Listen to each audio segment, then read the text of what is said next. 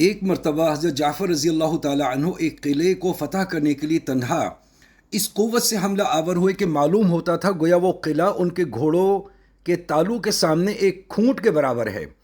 یہاں تک کہ قلعے والوں نے خوف سے قلعے کا دروازہ بند کر لیا اور کسی کی تاب نہ ہوئی کہ مقابلے کے لیے ان کے سامنے آئے۔ بادشاہ نے وزیر سے مشورہ کیا کہ اس وقت کیا تدبیر کرنی چاہیے۔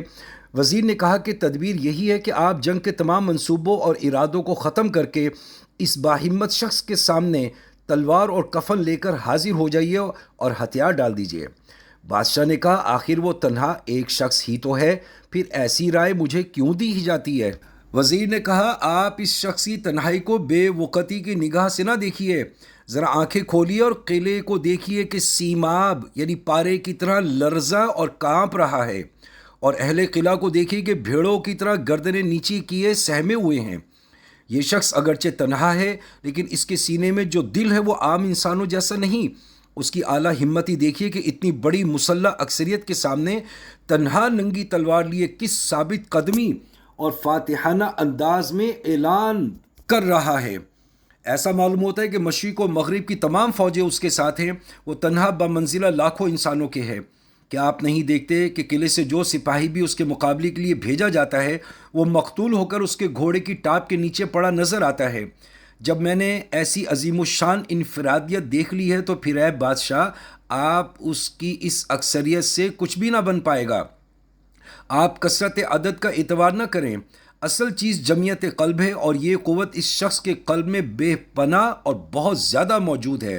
اور یہ نعمت اس وقت حاصل ہوتی ہے جب اللہ تعالیٰ کے راستے میں اپنے نفس کی گناہوں والی خواہشات کو کچلنے کے بعد اللہ تعالیٰ کی محبت اور عظمت بھرا تعلق حاصل ہو جاتا ہے، اور اس نعمت کو تم اس حالت کفر میں ہرگز حاصل نہیں کر سکتے۔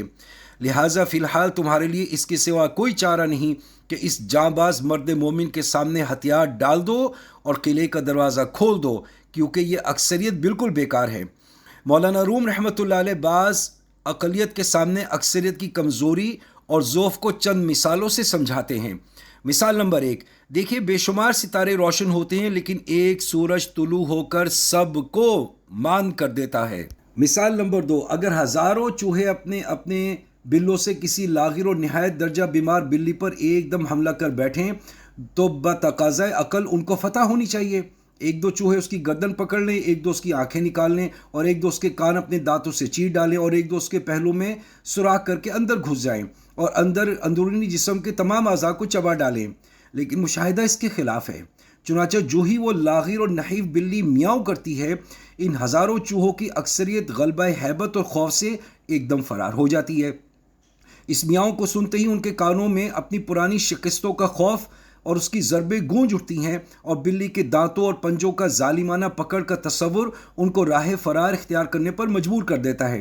اس کی وجہ یہی ہے کہ چوہوں کے سینوں میں جو دل ہے اور جو بلی کے سینے میں دل ہے اس میں فرق ہے۔ بلی کے دل میں جو شجاعت اور ہمت ہے وہ چوہوں کے قلوب میں نہیں۔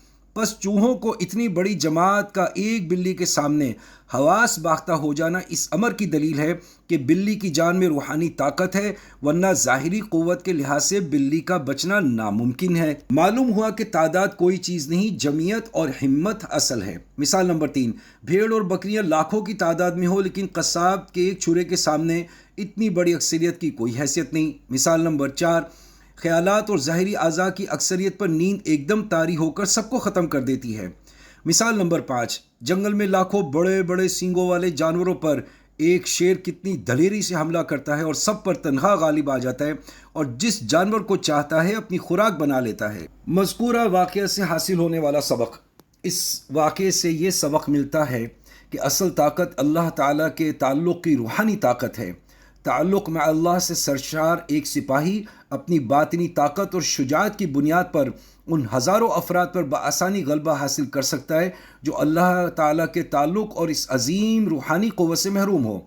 یہی وہ روحانی طاقت تھی جس کی برکت سے گنتی کے 60 مجاہدین اسلام نے حضرت خالد بن ولید رضی اللہ تعالیٰ عنہ کی قیادت میں رومیوں کے 60,000 فوجیوں کو عبرتناک شکست دی اور ان کو کشتوں کے پشتے لگا دیے۔